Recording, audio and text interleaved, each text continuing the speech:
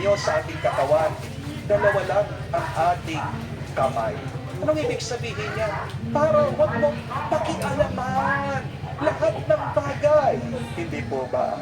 Kahit naman po ang octopus, 8 po ang kanyang tentacles, ang kanyang kamay.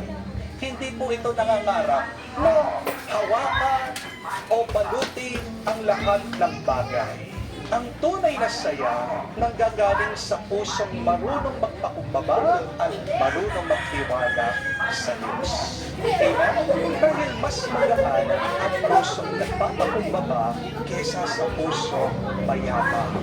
Pero kung isang misis dumating dito sa parokya, isa pong matandang nanay, at nagreklamo po siya sa kanyang anak na babae.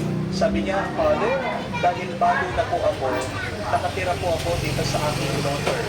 Pero itong aking anak, napakaselan po niya. Pati po ang rep, gusto niya malinis, maayos. Tinanong ko naman po itong matanda, ano naman po problema doon? Ayaw niyo po ba yun? Gusto niya malinis at maayos yung refrigerator niyo? Tapos sabi po niya, kasi naman po, Father, palagi po akong pinagsasabihan ditong anak ko. At tanong ko sa kanya, bakit po? Ayaw niyo po bang pinagsasabihan? Sumagot po itong matanda, sabi niya, kasi naman po, Father, mas matanda ako sa kanya. Nani po niya ako eh. Anak ko lang siya. Yun pala ang problema. Hindi naman pala yung ref. Hindi naman po pala tungkol sa kalinisan. Ang pinaka-problema ay yung puso ng matanda. Di po ba, mga kapatid? Minsan hindi po tayo nasasaktan dahil mali ang sinabi ng ibang tao. Nasasaktan tayo dahil ayaw nating itama nila tayo. Di po ba? Minsan, hindi tayo nagagalit dahil bastos ang ating kausap. Nagagalit tayo kasi nasasasaan ang pride natin. Amen? Kaya sinabi ko po dito sa kausap ko, Nanay, hindi po ibig sabihin, matanda na kayo, na tama ka palagi. At dagdag ko pa po sa kanya, habang tumatanda tayo, dapat lalo tayong nagiging humble. Dapat natututo tayong magpakumbaba. At habang nagpapakumbaba ka, doon mo makikita at mararanasan, lalong gumagaan ang puso mo. Doon ka lalong sasaya. Mga kapatid, tandaan niyo po ito. Hindi sukatan ng katotohanan ang edad. Hindi sukatan ng tama ang pagiging magulang. Minsan, ang anak, ginagamit din niya ng Diyos para turuan kayong mga magulang. Amen? Minsan, yung mga mas bata sa inyo, ginagamit din niya ng Diyos para itama yung matanda at lumang pag-uugali niyo. Amen? At kung hindi ka marunong tumanggap ng iyong pagkakamali, hindi ka lalago. Di po ba? Kaya ang tanong, bakit ang dami kayang matatanda pero hindi sila masaya? Bakit kaya ang daming merong edad pero puno ng galit? Kasi tumanda nga sila pero hindi sila marunong magpakumbaba. Kaya, mga kapatid, gusto niyo po bang mas sumaya?